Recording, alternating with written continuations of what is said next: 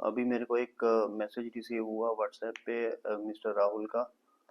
तो उन्होंने ये बोला कि मैं दिल्ली गया था कोचिंग लेने, लेकिन मेरे को कोई ख़ास बेनिफिट वहाँ से नहीं हुआ। कुल मिला के मेरे को वहाँ से एक बंडल ऑफ नोट्स वहाँ से मिले, और क्लासेस में वहाँ की अटेंड पूरी कर नहीं पाया, कभी करता था कभी नहीं करता था। और बहुत सारा टाइम ट्रैवल में वेस्ट हो जाता था, और होम सिक फील करता था। फूड पॉइजनिंग भी हो गई वहाँ पे जाकर। और कभी गर्मी कभी सर्दी, कभी मन किया क्लास कर ली, मन किया क्लास नहीं की। फ्रेंड्स के साथ कभी घूमने चले गए। तो कुल मिला के उसने ये मेरे को बोला कि बहुत लंबा मैसेज किया कि मैं अगर अपने घर में बैठ के पढ़ लेता वो ज़्यादा बेटर रहता। वहाँ पे मैंने 3-4 लाख रुपया वेस्ट भी किया, पीजी वगैरह का मिलाकर, फी का भी मिलाकर। और लास्ट में मैं लेके के आया एक बंडल ऑफ नोट्स। और वो नोट्स जम्मू में भी अवेलेबल हैं फोटोसेट की शॉप्स पे 700 रुपये में। तो 3-4 लाख रुपया 700 रुपये के नोट्स जम्मू में अवेलेबल हैं। वहाँ पे 4 लाख रुपया खर्च करके बंदा आया, और समझ कुछ भी नहीं आया, उल्टा टाइम वेस्ट भी किए वहाँ पर। 1 साल पूरा लगाया, वेस्ट भी हुआ। और अभी मैंने इसमें जम्मू से वहाँ जाने आने का जो ट्रैवल एक्सपेंसेस है वो सब नहीं लगाए। ठीक है। तो बंदा 2-3 बड़ी ट्रिप बाय एयर भी गया है वहाँ पे। तो लास्ट में उसने यही कहा कि सर बहुत बड़ी गलती होगी वहाँ पे जाकर, तो अब मैं क्या करूँ। तो अभी भी वो सीरियस है बंदा क्लियर करने के लिए एग्ज़ाम को। तो लेकिन उसको अब ये समझ नहीं आ रही है कि वो कहाँ से स्टार्ट करे। तो मैंने उससे जब पूछा कि आपने गेन क्या किया, तो गेन को उसने खास नहीं किया। कहता कि जो उससे अच्छा मैंने घर में बैठ के एनसीईआरटी पढ़ ली होती, टेक्स्ट बुक्स पढ़ ली होती, वो ज़्यादा बेटर रहता। ठीक है। तो बहुत सारे मैसेजेस मेरे को इस तरह के आते हैं। ये पहला मैसेज नहीं आया मेरे को। 2006 से मैं पढ़ा रहा हूँ, और अभी तक हज़ारों नहीं तो मेरे को हंड्रेड्स में ऐसे मैसेजेस, ऐसे लोग इंस्टीट्यूट में आते हैं, क्लास में बोलते हैं कि हम दिल्ली जाके कोचिंग लेकर आ गए हैं और यहाँ से दोबारा से कोचिंग ले रहे हैं अब।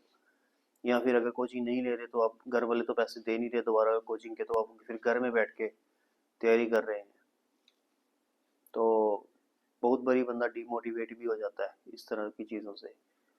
तो सबसे पहले तो मैं ये कहूँगा कि आप जो बच्चे हैं और या फिर पेरेंट्स हैं, उनको पहले इतना जोश होता है दिल्ली जाना है। ठीक है। लेकिन सिलेक्शन तो बहुत दूर की बात है। हाँ, कुछ का सिलेक्शन होता भी है, मैं ये नहीं कह रहा कि एक्सेप्शंस आर ऑलवेज देयर। लेकिन 99.9% बच्चे एम्प्टी हैंडेड वापस आते हैं। ठीक है। और कुछ खास लेकर नहीं आते, वही बंडल ऑफ नोट्स लेकर आते हैं। ठीक है। और वही कोचिंग आपको अपने शहर में भी मिल जाती है, सेम स्टैंडर्ड सेम नोट्स। लेकिन लोगों को एक जो वहाँ जाने का एक शौक है। ठीक है। पहले तो लोग ट्रेन पे जाते थे, आजकल बायर का शौक चढ़ा हुआ है कि बायर जाना है दिल्ली, आईएएस की कोचिंग लेनी है। हाँ, आईएएस का इंटरव्यू देने आप दिल्ली जाओ तो अलग बात है, लेकिन कोचिंग लेने के लिए आपने जाना है, फिर वहाँ पे पीजी अच्छा चाहिए, सब कुछ अच्छा चाहिए, एसी सब कुछ चाहिए। कैब पे भी आपने, कोचिंग पे भी कैब पे जाना है, खर्चा भी करना है। तो कुल मिला के आप आईएएस तो कोई वहाँ पे जाके बनता नहीं है, केएसपी नहीं बन पाता। तो अल्टीमेटली आपका कोई छोटा मोटा जेकेएसएसबी का एग्जाम क्लियर हो जाए, वो भी बहुत बड़ी बात है। नहीं तो ज़्यादातर लोग जो दुकान में ही अपनी बैठते हैं, या फिर प्राइवेट सेक्टर में जॉब ढूंढते हैं, या फिर कोई बैंक की जॉब ढूंढते हैं। तो मेरी आपसे यही रिक्वेस्ट है, पेरेंट्स से भी और बच्चों से भी। क्योंकि कुछ बच्चे जिद करते हैं हमने दिल्ली जाना है, और कुछ पेरेंट्स बच्चों को जिद करते हैं कि आप दिल्ली चलो। कि पहले आप लोग पूरी रिसर्च प्रॉपर किया करो। आप लोग बच्चों की शादी करनी होती है तो पूरी रिसर्च करते हो, है ना। बच्चों के लिए कोई भी शॉपिंग करनी है तो पूरी मार्केट में छान लेते हो। लेकिन कोचिंग लेनी है तो सीधा दिल्ली की टिकट करा के बच्चे को दे देते हो, फिर बच्चा जाने वो जाने। ठीक है। तो मैं ये आपसे रिक्वेस्ट करना चाहता हूँ कि जिन्होंने करना है वो घर में भी कर लेना है, घर जब अपने सिटी में भी कोचिंग लेके कर लेना है। अल्टीमेटली हार्ड वर्क जो करना है, जो स्मार्ट वर्क और हार्ड वर्क करना है, वो बच्चे ने खुद करना है। ठीक है। तो वो बच्चे ने खुद ही पढ़ना है, खुद ही याद करना है। याद करने वाला भी लाखों चीज़ें हैं, लाख याद करने वाली। वो बच्चे ने खुद ही करना है, वो टीचर ने नहीं करना है। बाकी रही बात समझाने वाली बात, तो समझाने वाली तो बच्चों को, अगर बच्चा में दिमाग होगा वो बुक से पढ़ के भी समझ आ जाएगी, नोट से पढ़ के भी समझ आ जाएगी, या अपने शहर में जो कोचिंग है उससे पढ़ के भी समझ आ जाएगी। बच्चा समझने वाला और पढ़ने वाला होना चाहिए, बच्चा जो है वो डेडिकेटेड होना चाहिए। तो तभी आप देखते हो कि जो आईएएस की सिलेक्शन होती है वो उन बच्चों की होती है, या तो उनके पास ज़्यादा पैसा नहीं होता, या उनके माँ बाप टीचर्स होते हैं खुद, और उनको टीचर्स को पता होता है कि बच्चा कहाँ पे कोचिंग लेना चाहिए और कैसी कोचिंग लेनी चाहिए, और या फिर घर में पढ़े तो फिर क्या पढ़े। और टीचर्स जो माँ बाप होते हैं वो बच्चों को खुद डिसिप्लिन करते हैं। ठीक है, अब आपके पढ़ने का टाइम है, और वो डिसिप्लिन भी वो डंडा लेकर नहीं करते हैं, उनको टैक्ट होता है।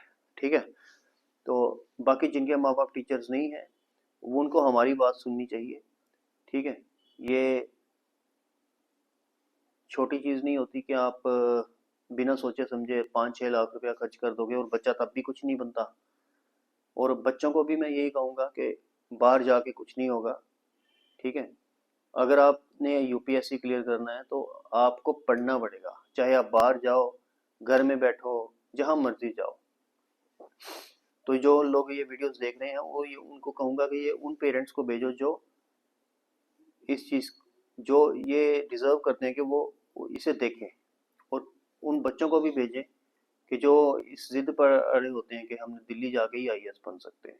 ठीक है, तो ऐसा कुछ नहीं है, मैं आपको ये खुद बोल रहा हूँ कि ऐसा कुछ नहीं है। जिसने क्लियर करना है वो घर में बैठ के भी क्लियर कर सकता है, अपनी सिटी की कोचिंग लेके भी वो क्लियर कर सकता है, क्योंकि पढ़ना बच्चे ने है, नोट्स उसने पढ़ने हैं।